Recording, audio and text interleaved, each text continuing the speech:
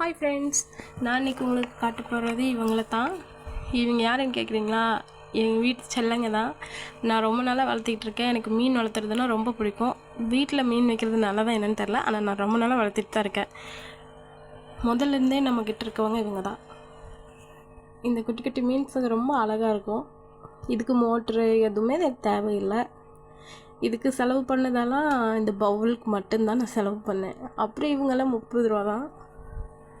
இவங்களோட நிறைய சேர்த்து வாங்கினேன். இன்னும் 2 மீன் இறந்துருச்சு. நிறையா இருந்துச்சு, ஒவ்வொன்றும் இறந்துச்சு. இப்போது இவங்க 4 பேர் தான் இருக்காங்க. இவங்கள வாங்குறதுக்கு வேணால் எனக்கு செலவாகிடுச்சு. இந்த தொட்டி மோட்டரெலாம் செட் பண்ணால் தான் இவங்க உயிரோடு இருப்பாங்களாம். எனக்கு 500 ரூபா ஆச்சு. இதை விட கம்மியாக கொடுப்பாங்களா என்னென்னு தெரியல. ஆனால் ரொம்ப அழகாக இருக்கிறாங்களா.